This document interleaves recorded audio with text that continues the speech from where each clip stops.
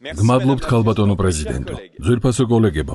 ქალბატონო პრეზიდენტო ფონ დერ ლაიენ, მილიონობით ფრანგი ადამიანის სახელით მსურს დღეს ერთი მარტივი შეკითხვა დაგისვათ. ვის ინტერესებს იცავთ რეალურად?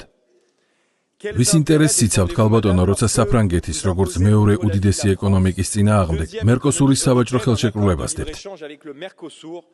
რაც ჩვენს მეწარმე ფერმერებს არათანაბარ პირობებში აყენებს და საბოლოო ჯამში იმ პროდუქტების შემოტანას გამოიწვევს, რომლებიც არ აკმაყოფილებენ იმ მკაცრ სტანდარტებს, რომელიც თქვენ ჩვენს ფერმერებს დაუწესეთ. ვის ინტერესებს იცავთ ქალბატონო, როცა ევროპისათვის ჩინური მანქანების იმპორტის საბაჟო ტარიფებს ამცირებთ?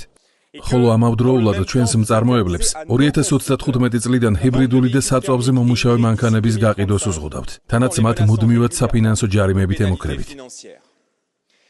ვის ინტერესებს იცავთ, როცა ევროპის ენერგეტიკული ბაზრის იმ წესების დაცვას აგრძელებთ, რომლებიც საფრანგეთს მისი იაფი ბირთვული ენერგიის წარმოებას უზღუდავს და ამით ჩვენი ინდუსტრიის, ჩვენი კომპანიებისა და ჩვენი ყველაზე მოწყვლადი მოქალაქეების სოციალურ მდგომარეობას ანგრევს. ვის ინტერესებს იცავთ, როცა ჩვენი სახელით ხელს აწერთ სავაჭრო შეთანხმებას შეერთებულ შტატებთან, რომელიც ადასტურებს ევროპის დაკნინებას და ეკონომიკურ ვასალობას. მაშინ, როცა ჩვენი ექსპორტი 15%-იანი საბაჟო გადასახადების სამიზნე იქნება, ამერიკული სამრეწველო პროდუქცია კი ჩვენს ქვეყანაში ყოველგვარი საბაჟო ტარიფის გარეშე შემოვა.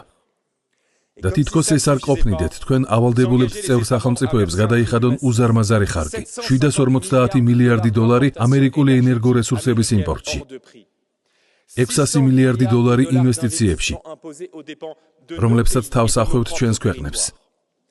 ჩვენი საკუთარი ტერიტორიების ხარჯზე. მაშინ, როცა საფრანგეთს ევროპისთვის გამორჩეული სამხედრო ინდუსტრია აქვს, თქვენ ჩვენი სუვერენიტეტისა და ეკონომიკური დამოუკიდებლობის საზიანოდ ამერიკის უპირატესობას აღიარებთ. ღვინო, ალკოჰოლური სასმელები, კოსმეტიკა და ფარმაცევტული პროდუქცია, ჩვენი დარგების უპირატესობა მსხვერპლადაა შეწირული.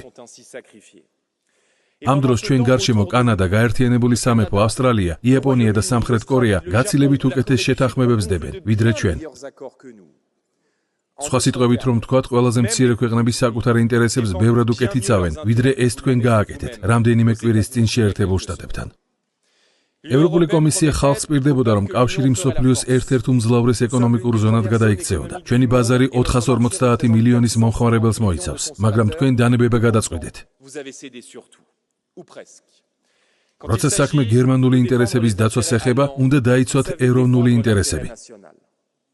და არც ერთი პასუხისმგებელი ბიზნესმენი ან სახელმწიფო მოღვაწე, რომელსაც საერთო კეთილდღეობა ადარდებს, ასეთ შეთანხმებას არ გააფორმებდა.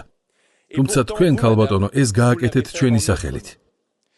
დღეს ვსაუბრობ მილიონობით ფრანგის და მილიონობით ევროპელის სახელით, რომლებსაც სამართლიანად მიაჩნიათ, რომ ევროკავშირი ევროპას აღარ იცავს.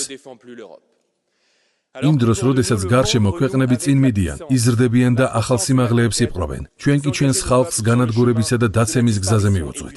ისტორია გვიჩვენებს, რომ სხვა გზა შესაძლებელია და ისტორია თქვენ მკაცრად განგსჯით. ჩვენი ხალხი კი ამას დაინახავს. გამოიწერე და გაიგე ამბები ლიბერალური ცენზურის გარეშე.